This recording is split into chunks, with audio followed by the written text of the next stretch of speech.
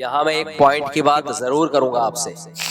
دیکھو، جیسے نیک لوگوں پہ آزمائشیں آیا کرتی ہیں ایسے ہی اسلامی ملکوں پہ بھی آزمائشیں آتی ہیں. ہر وقت اپنے ملک کو معیشت کا تانا دینا، ہم غریب ہیں اور وہ اتنے ترقی کر گئے، ہم ایسے ہیں وہ اتنے ترقی کر گئے. آج ہم بے غیرت بن جائیں، غیرت پہ سمجھوتا کر لیں تو ہم دبئی جیسے ہوں گے، ہم ابو ظہبی جیسے ہوں گے، ہم بہت ترقی کریں گے. تو دنیا میں شاہد انور کی طرح دولت دولت دولت کی رٹ لگا کے مت رکھا کرو. ہر چیز دولت نہیں ہوتی. دولت دنیا میں سب کچھ ہے تو بھائی قارون، فرعون اور ہمارے جو حضرت جی ہمارے ہیں جن کا نام لینا میں نے چھوڑ دیا، ان کے پاس کم دولت ہے. تو دولت دولت دولت دولت دولت پاگل بنا دیا. دولت کمانے کی کوشش کرو ضرور. جو سستی کاہلی کی وجہ سے غریب ہے اچھا نہیں ہے، لیکن ملے گا ہر ایک کو نہیں. کتنے لوگوں کی کوششیں ضائع جائیں گی، کچھ بھی نہیں آئے گا ان کے ہاتھ میں. اور کچھ لوگوں کو غیرت پہ سمجھوتا کرنا پڑے گا تو دولت ملے گی، اور کچھ لوگوں کو غیرت پہ سمجھوتا نہیں کریں گے تو وہ غریب رہیں گے. آج ہم اپنی ایٹمی طاقت سے دستبردار ہو جائیں، ایٹمی اثاثے ان کے حوالے کر دیں، سونے کے نوالے کھاؤ گے آپ، میں اور آپ. مجھے بہت افسوس ہوتا ہے جب ہم اپنے ہی ملک کے خلاف بہت زیادہ بولتے ہیں. میں پہلے اس بیان کو تھوڑا سا مکمل کروں پھر اس پہ بات کروں گا. تو اللہ نے جب یہ فرمایا نا کہ ہم تمہیں آزمائیں گے ہر طرح سے، اور آخر میں فرمایا وَبَشِّرِ الصَّابِرِينَ، جب ہم تمہیں آزمائیں گے تو صبر کرنے والوں کو آپ خوشخبری سنا دیں. یعنی آزمانے کا مقصد کیا ہوگا؟ بھائی اس کی آواز تھوڑی تیز کریں. آزمانے کا مقصد کیا ہوگا؟ اللہ یہ دیکھنا چاہیں گے کہ کون صبر کرتا ہے اور کون شکر کرتا ہے. ابھی آزمائشیں دو طرح کی ہوتی ہیں. ایک آپ کی ذاتی زندگی میں آزمائشیں آتی ہیں، کوئی کاروبار کا نقصان ہو گیا، اللہ نہ کرے کسی کا بچہ فوت ہو جائے، اللہ نہ کرے کسی کا کوئی گھریلو جھگڑا ہو، بیماری آ جائے، کینسر آ گیا، کوئی بھی بیماری، کچھ بھی ہو گیا. ایک آزمائش یہ ہوتی ہے. ایک آزمائش ہوتی ہے اجتماعی، قوم پہ ایک آزمائش آئی ہوئی ہے، کنٹری پہ آزمائش آئی ہوئی ہے. تو اللہ کہتے ہیں ہم تمہیں آزمائیں گے. تو اس آزمائش میں اے نبی آپ خوشخبری سنا دیں صبر کرنے والوں کو. خوشخبری سنا دیں صبر کرنے والوں کو. صبر کسے کہتے ہیں اس کو سمجھنے کی ضرورت ہے. ہم میں ہر شخص سمجھتا ہے کہ میں اس مصیبت میں صبر کر رہا ہوں. نا، یہ میرے اور آپ کے کہنے سے ہم صابر نہیں کہلائیں گے. اللہ کہے گا کہ تم صبر کر رہے ہو تو یہ پھر مانا جائے گا کہ ہم کیا ہیں؟ صبر کر رہے ہیں. پہلی بات، جب کوئی غم آئے چاہے اجتماعی ہو انفرادی ہو، جزا فضا نہیں کرنا، ہا ہو ہی ہے چیخنا چلانا اور اپنی اوقات سے اپنے آپے سے باہر ہو جانا. جیسے کہ آج ہو گئے ہیں. جب میں کمنٹس دیکھتا ہوں نا، ایک میزائل آ کے گرا تو کمنٹس آپ دیکھیں، وہاں سے یہاں تک میزائل چل کے آ کیسے گیا، گر کیسے گیا، ہمارا میزائل سسٹم کہاں گیا.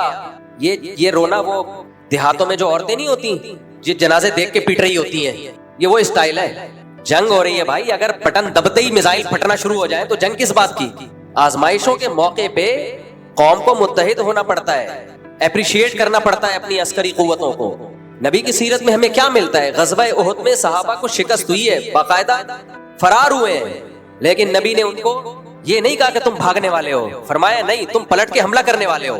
خالصتاً شکست کو بھی ان کی حوصلہ افزائی کا ذریعہ بنایا جا رہا ہے. فرمایا صحابہ تو شرمندہ ہوئے کہ یا رسول اللہ ہم تو بھاگنے والے. فرمایا نا بھاگنے والے نہیں ہو، یہ تو ہو جاتا ہے جنگ میں، تم تو پلٹ کے اب حملہ کرو گے.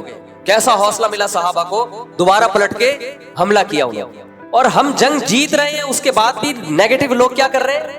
ایسا تاثر دے رہے ہیں کہ ہم ہار رہے ہیں. یہ بہت دماغ میں بھوسا بھر گیا ہے، بہت زیادہ. اتنا کسی قوم کھوپڑی خراب نہیں ہوتی جتنی ہماری کھوپڑی خراب ہو گئی. جنگوں میں میزائل بھی آتے ہیں، گرتے بھی ہیں، ڈرون حملے بھی ہوتے ہیں. یہ نہیں دیکھ رہے کہ اتنے ڈرونز کو گرا دیا ہے، ناکام بنا دیا ہوا میں. جن ڈرونز کو ہٹ کر کے گرایا ہے نا، اس پہ بھی یہ تبصرہ یہاں تک آنے کیوں دیا؟ نہیں، یہی بات میرا خیال ہے. یہاں تک اب جو فوجی ترجمان ہیں ان کے مسلسل وضاحتی بیانات، ایکچولی ہم نے آنے اس لیے دیا کہ اتنی ہائٹ پر تباہ کرنے کے لیے زیادہ بڑے میزائل چاہیے تھے تو ہم چاہ رہے تھے نیچے آئیں. اب وہ لڑے گی فوج یا وضاحتی بیانات دیتی رہے گی؟ وہ قوم کو ایک ایک پٹاخہ پھاڑنے پر بھی بتائے گی یہ بم ہم نے اس لیے پھوڑا تھا کہ ایکچولی یہ وجہ تھی، اور یہ میزائل اس لیے آنے دیا تھا یہاں تک، ایکچولی یہ وجہ تھی. جنگ گئی تیل لینے. کبھی کبھار ایسی اتنی ڈپریشن ہوتی ہے. میرا کوئی ذاتی مفاد نہیں ہے. ایک تو پازیٹیو بات کرو، لوگ درباری ملا، سرکاری ملا، فوج سے پیٹ، یہ بکواس شروع کر دیتے ہیں. خدا کی قسم لا الہ الا اللہ، مسجد کے ممبر میں بیٹھا ہوں، 5 روپے تو دور کی بات، 5 آنے بھی ابھی تک کسی فوجی کی طرف سے ہم کو نہ ملے، نہ ملنے کی کوئی امید ہے. ہمارا تو مدرسہ جامعۃ الرشید وہ بیچارہ اس کی تنخواہیں رکی ہوئی ہیں. ابھی رمضان میں چندہ کر کے ہم نے ان کو تنخواہیں پوری کی ہے. نہ فوجیوں سے جامعۃ الرشید کوئی مراعات لے رہے ہیں، نہ ہم لے رہے ہیں. ہم ملک بچانے کی فکر میں لگے ہوئے ہیں. ملک گیا تو میری اور آپ کی واٹ لگے گی. لاشیں یہاں 24 کروڑ عوام ہے، 24 करोड़ अवाम है, कौवे खाएंगे इनकी लाशों को। इतना कत्ल होगा कि तुम शाम को और सूर्या को, शाम को और इराक को भूल जाओगे तुम।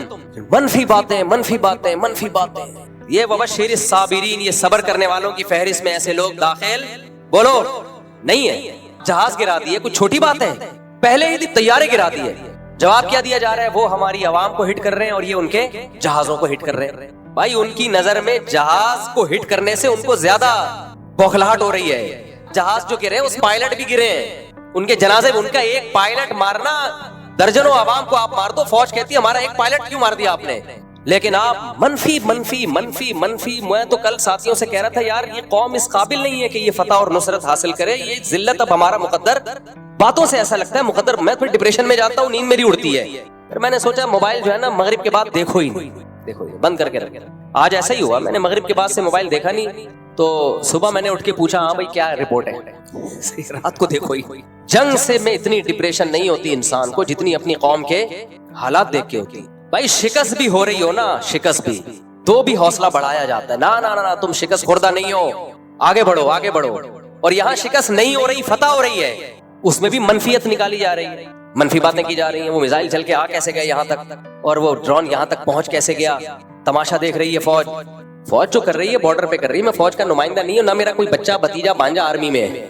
मुझे पाकिस्तान से मोहब्बत है मेरे भाई। मुल्क गया हम सब की वाट लग जाएगी। इतने मजे से नहीं बैठे हुए होंगे। और सबसे ज्यादा मजहबी लोगों को नुकसान होगा। अभी हजरत मुफ्ती तकी उस्मानी साहब की इतनी जबरदस्त